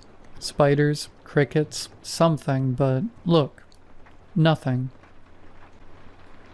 I stopped and looked. He was right. The place was sterile. No cobwebs, no droppings, no life. Even the puddles were clear and still, with none of the algae you'd expect. Maybe it's too far from the entrance, I said. Chester shook his head. Nah, caves are ecosystems. There should be something living here. We kept going. We were too caught up in the adventure to let a little oddity stop us. The cave was giving up its secrets, and we felt invincible. The center passage dropped 100 feet over 300 yards. Our chalk marks and glow sticks glowed faintly behind us. Then Chester spotted the elevated passage. John, look up there. I followed his flashlight beam to where the wall rose to our right. About 15 feet up was another opening. Unlike the others, it was perfectly round, 4 feet across, with a steady current of air flowing out. Feel that breeze? Chester said, moving closer to the wall. I felt it, cool, mossy, damp, but with something else underneath, something I couldn't place. We can't reach it, I said. Not today, but with a ladder or rope. He was already planning our next trip. I stared at the dark hole uneasy. The air was too cold, carrying scents that didn't belong in limestone. I think we should head back, I said. We've been down here a while. Chester checked his phone. Yeah, past lunch. Your grandma's probably wondering. We followed our chalk arrows and glow sticks back to the surface. Faster this time. Sunlight hit like a flood, and I had to squint against it. Tomorrow we bring a ladder, Chester said. Maybe we should tell someone where we're going, I suggested, in case something happens. He gave me that look again, the one that said I worried too much. Nothing's gonna happen. It's just a cave. But as we walked back through the woods, I kept thinking about that opening and the air flowing from it. The scent felt familiar, like something half remembered from a dream. That night I dreamed of deep places and moving air, and woke with the taste of moss in my mouth. Chester showed up the next morning with his dad's aluminum stepladder strapped to the four-wheeler, grinning like he had solved everything. Borrowed it while Dad was at work, he said, wrestling it off. He won't miss it for a few hours. The ladder was heavier than it looked, and hauling it through the woods was an expedition in itself. We stopped every 50 yards to rest and untangle it from branches. By the time we reached the cave, we were both sweating. This better be worth it, I muttered, helping him force it through the grate. Trust me, it will. Getting the ladder down the sloping passage was another challenge. It was awkward in the tight space, and my headlamp cast confusing shadows. But Chester was determined, and we finally got it against the wall. Hold it steady, he said, climbing. I braced it while his light swept the opening above. At the top he went quiet. What do you see? I called. It goes back a long way, he said, muffled. He climbed down and we switched places. The ladder felt shaky under me, but I reached the opening. His flashlight had shown the tunnel stretching back, but what struck me was the sound. Water. Dripping. Echoing as if from a much larger space. You hear that? I called. Yeah, sounds like water. A lot of it. I climbed down and we stared at each other in the glow of our lights. Underground river? I said. Or a lake. Only one way to find out. The elevated passage was more open than I expected. We could walk upright, the walls smooth limestone worn by water. The smell grew stronger as we moved, and the air felt thicker, carrying scents that reminded me of things long dead. After 200 feet, the passage opened. I have spent years trying to find words for what we saw, and I still cannot do it justice. The cavern was vast, the size of a cathedral, with walls fading into darkness. In the center was a lake. The water was black and still, like a mirror reflecting nothing. Our lights reached only a few inches, and when Chester tossed in a pebble, the ripples died too quickly, as if the water swallowed them. Jesus, Chester breathed, his voice echoing from the ceiling above. I swept my headlamp around the edges. The far shore was almost beyond reach, maybe 50 feet away. How deep do you think it is? Chester asked. I don't know. Deep. He was already digging in his pack. Let's find out. He cracked a glow stick, tied it to a rock with a rubber band, and tossed it in. The green light sank, and sank, and sank. It never reached bottom. The glow vanished into distance until the surface was black again, showing no trace of what we had dropped. That's not possible, Chester said, his confidence gone. I stepped back from the edge. The lake felt alien, the air too still, the silence too complete. Even our voices seemed muffled, as if the water absorbed them. We should go back, I said. But Chester was staring at the far shore, his light barely catching shapes in the dark. There's something over there, he said, on the other side. I looked. In the faint circle of light, I saw what must have been structures on the rock, regular shapes that did not look natural. Chester, let's go back and think about this. We need a boat, he said, ignoring me. An inflatable raft. We could paddle over. The thought of being on that water clenched my stomach. That's crazy. We don't even know how deep it is. What if we fall in? We won't. I'm a good swimmer. In a lake that might not have a bottom? He looked at me then, really looked, and I saw he felt it too. The sense we had found something that should not exist. But Chester never backed down from anything. Tomorrow, he said, we'll think tonight and come back with a plan. As we left through the passage and down the ladder, I kept looking back. The darkness seemed deeper than it should, and I felt something in that water watching. That night, I could not shake the image of the glow stick sinking into endless depths. In my dreams, I sank with it into darkness so complete I could not tell if my eyes were open or closed.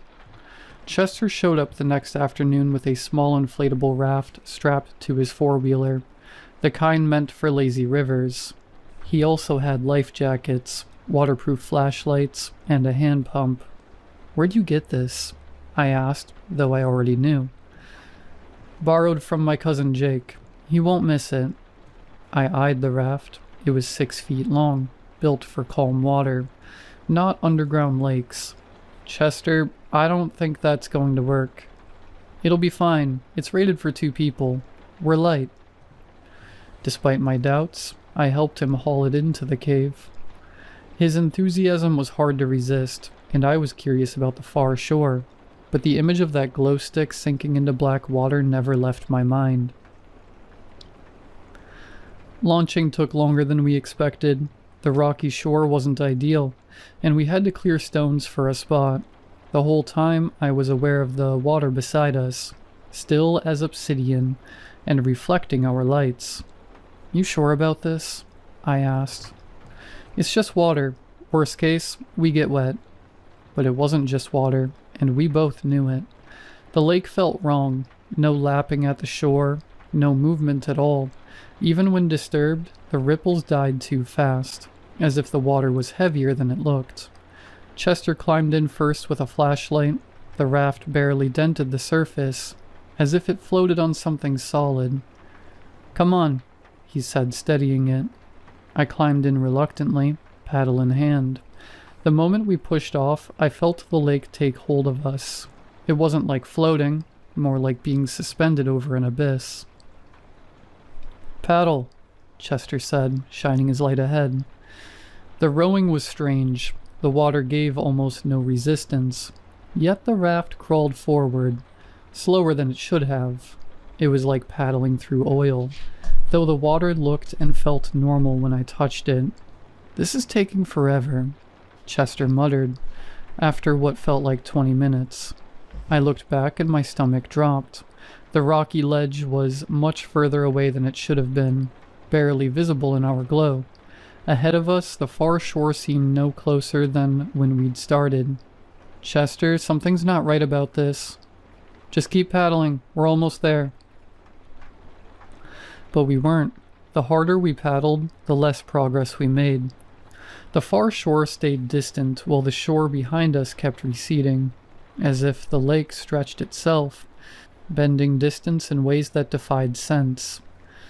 Then Chester's light touched the far side, and we both went quiet. "What the hell is that?" he whispered. "I don't know, but I don't like it." The structure was 30 feet across, ringed with strange stone pillars. The rock was darker than limestone, smooth and almost metallic. Carved channels ran towards the water, and in the center stood something like an altar, though it was built for no human shape I could imagine. "We need to get closer," Chester said, but without his usual confidence. "No, we need to go back. Now." I turned the raft, but he grabbed my arm. "Wait, look at the water." I followed his gaze.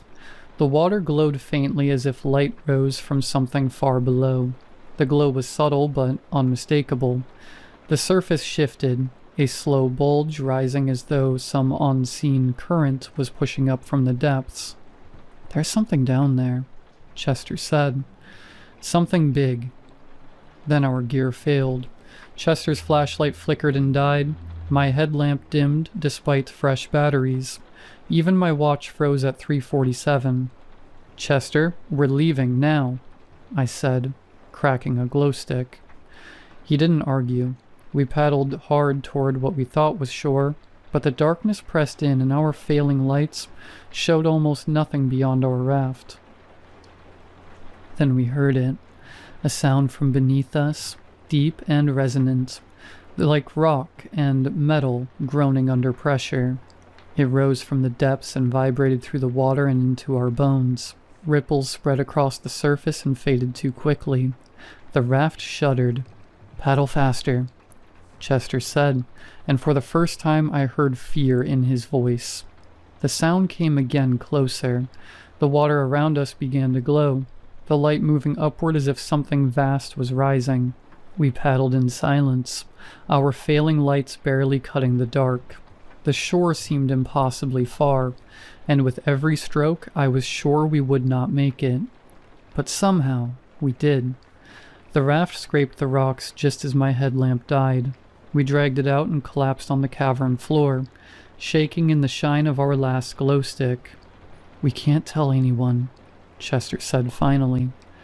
"They'd think we were crazy." I nodded, though part of me wondered if we were. The whole thing felt like a nightmare. As we packed up, I made the mistake of looking back. The water was still again, but I was certain something in that blackness was looking at us. For 3 days I avoided the cave.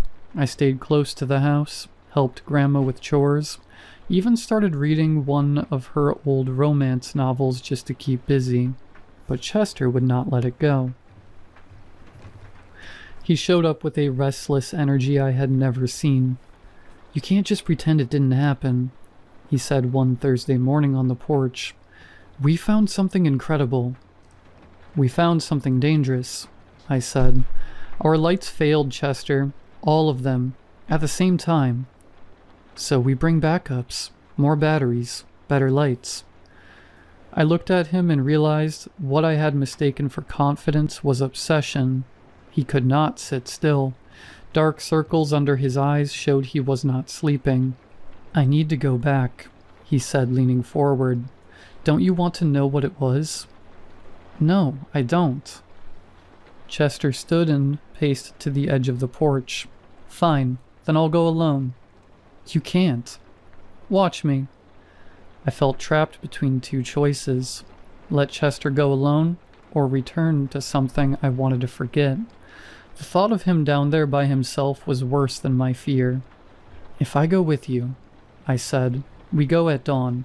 We bring extra everything. And at the first sign of trouble, we leave.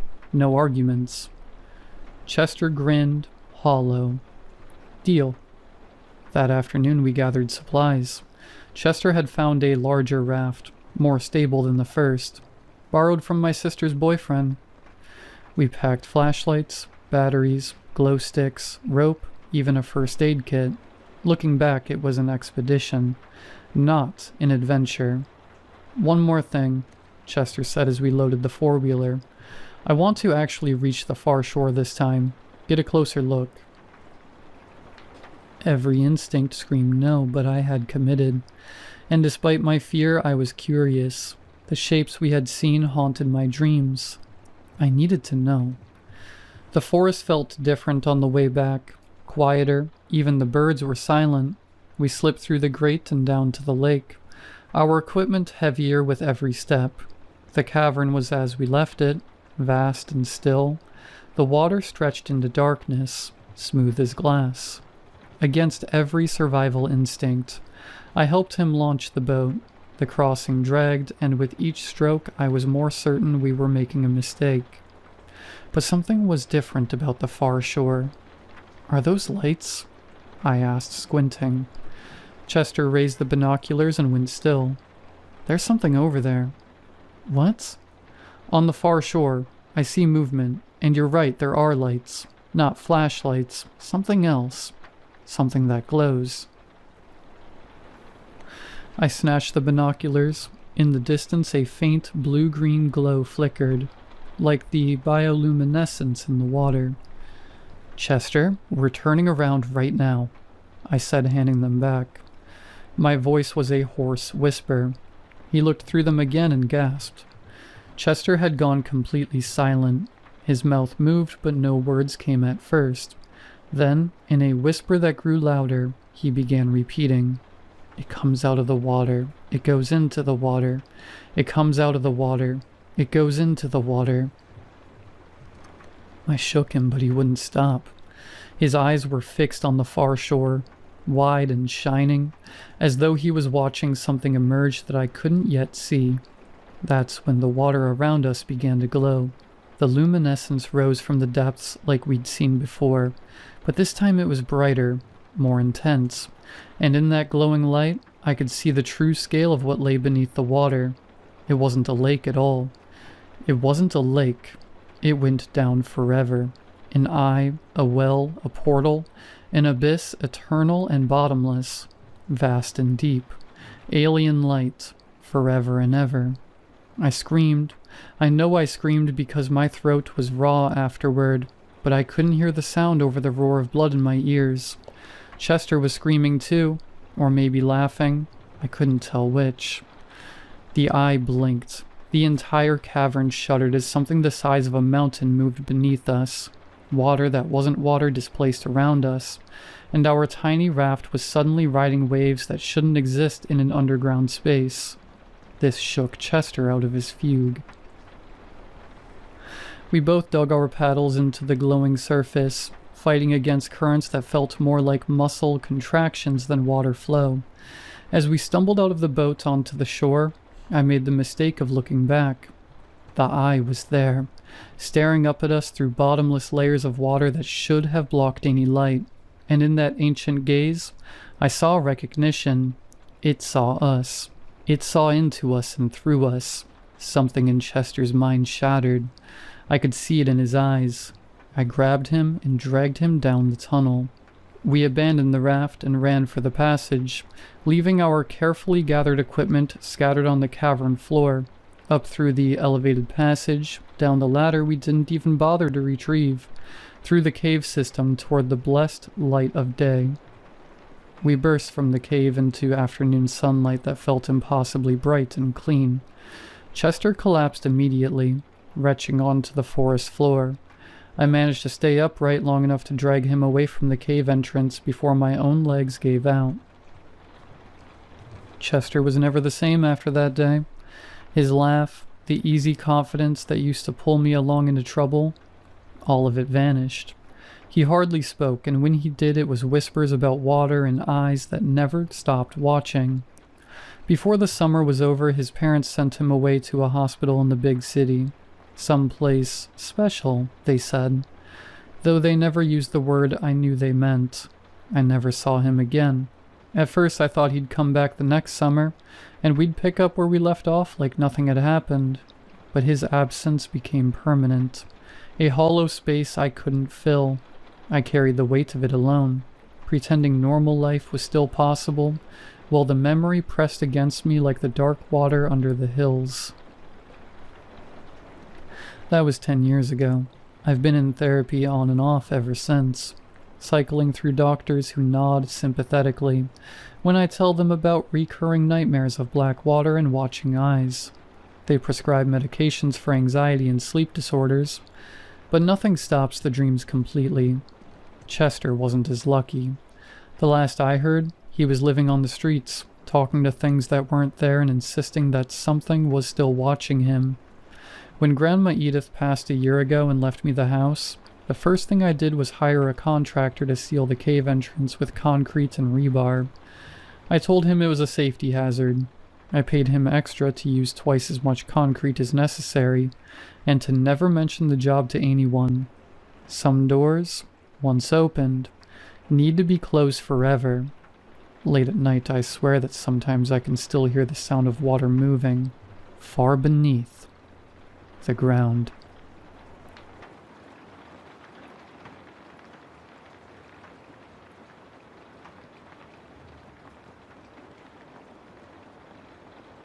My arm feels like it's being ripped out of its socket. Henry, please, I grunt. 60 pounds of muscle strain at the end of the leash. It's nylon digging into my wrist. I think of the story my old coworker, a 50-year-old nurse practitioner named Robin, used to love to tell from her time working in the ER. I unwrap Henry's leash from my wrist as the word "degloved" shudders down my spine. Henry pulls again, hard. I squint in the direction he keeps pulling, trying and failing, to see what he is so desperate to smell, or chase, or pee on. I really need to get this dog into training. My wife would be pissed I'm walking Henry in the dark again, but I can't help that Nebraska gets dark at 7 p.m. in September.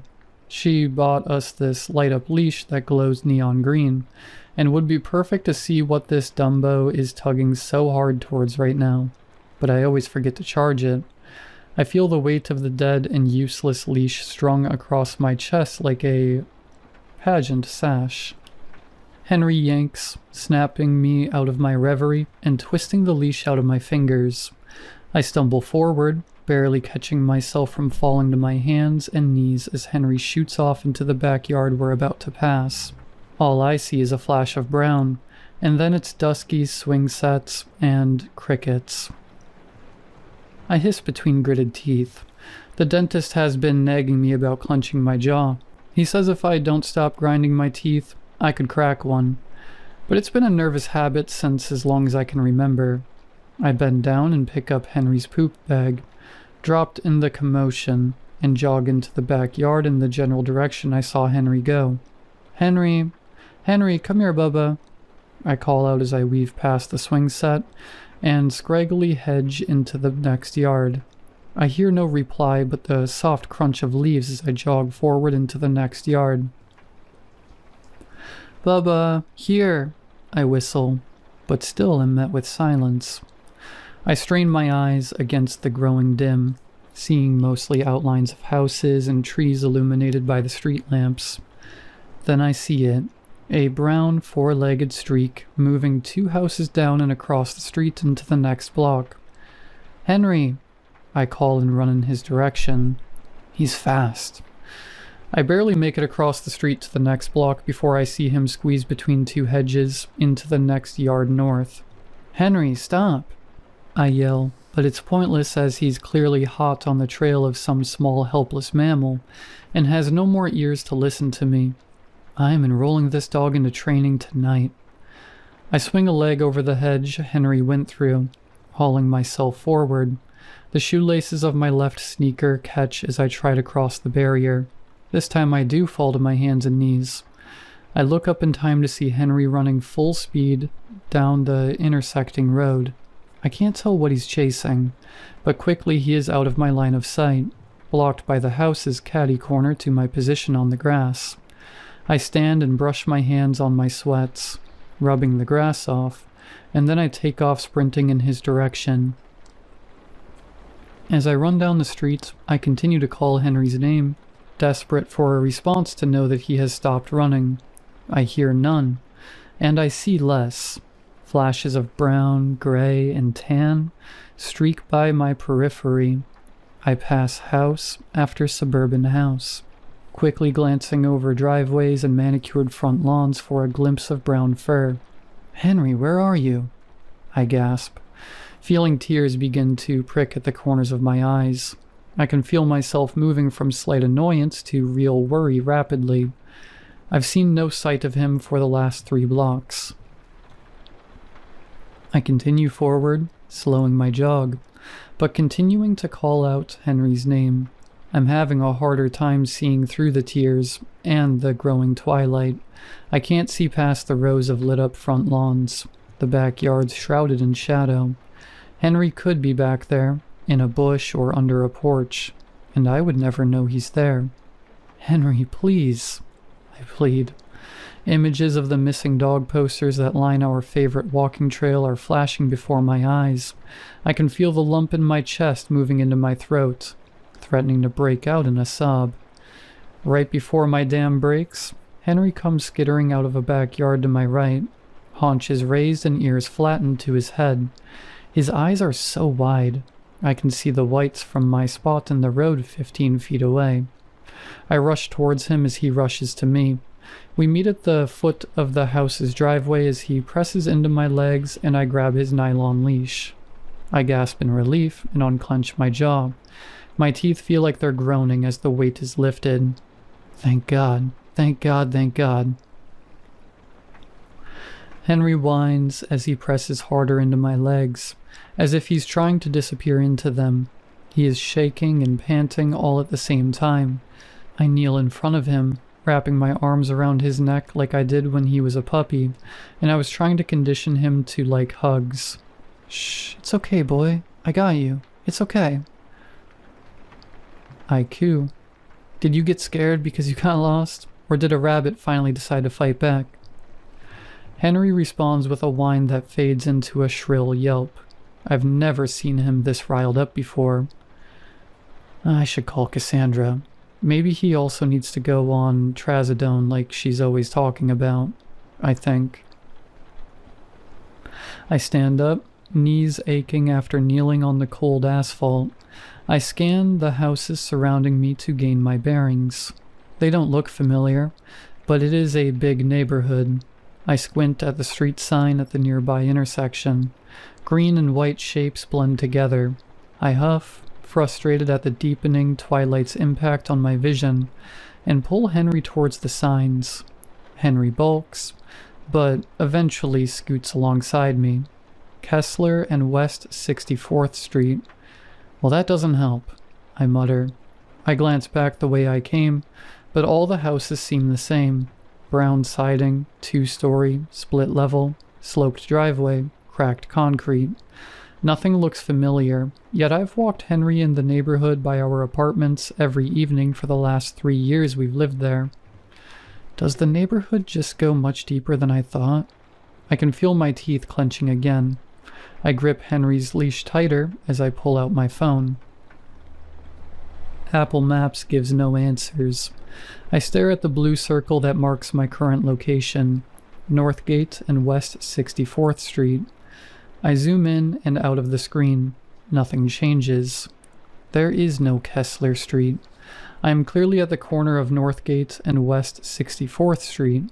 I look up at the street sign and see in reflective white letters, Kessler Street.